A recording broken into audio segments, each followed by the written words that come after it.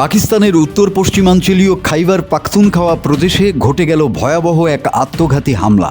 বান্নু জেলার একটি পুলিশ স্থাপনাকে লক্ষ্য করে চালানো এই হামলায় নিহত হয়েছেন অন্তত 15 জন পুলিশ সদস্য। আহত হয়েছেন আরও বেশ কয়েকজন, যাদের মধ্যে অনেকের অবস্থা আশঙ্কাজনক।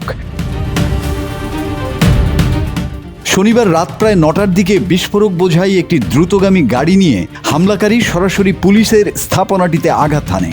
মুহূর্তের মধ্যেই বিকট বিস্ফোরণে কেঁপে ওঠে পুরো এলাকা।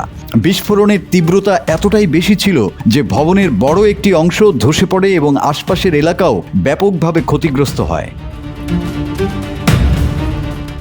হামলার পরপরই নিরাপত্তা বাহিনী ঘটনাস্থল ঘিরে ফেলে এবং শুরু হয় উদ্ধার অভিযান। আহতদের দ্রুত স্থানীয় হাসপাতালে নেওয়া হয়। ধ্বংসস্তূপের নিচে কেউ আটকা পড়েছে কিনা সেটিও খতিয়ে দেখা হয়। সরকারি সূত্রের বরাত দিয়ে আন্তর্জাতিক সংবাদ মাধ্যমগুলো জানিয়েছে এটি ছিল পরিকল্পিত আত্মঘাতী হামলা। তবে এখন পর্যন্ত কোনো গোষ্ঠী আনুষ্ঠানিকভাবে হামলার দায় স্বীকার করেনি।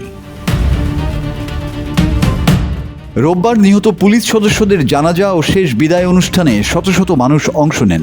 শোক আর ক্ষোভে ভারী হয়ে ওঠে পুরো পরিবেশ। বিশ্লেষকরা বলছেন, সাম্প্রতিক সময়ে পাকিস্তানের উত্তর পশ্চিমাঞ্চলের নিরাপত্তা পরিস্থিতির অবনতি আবারও উদ্বেগ বাড়িয়ে তুলেছে।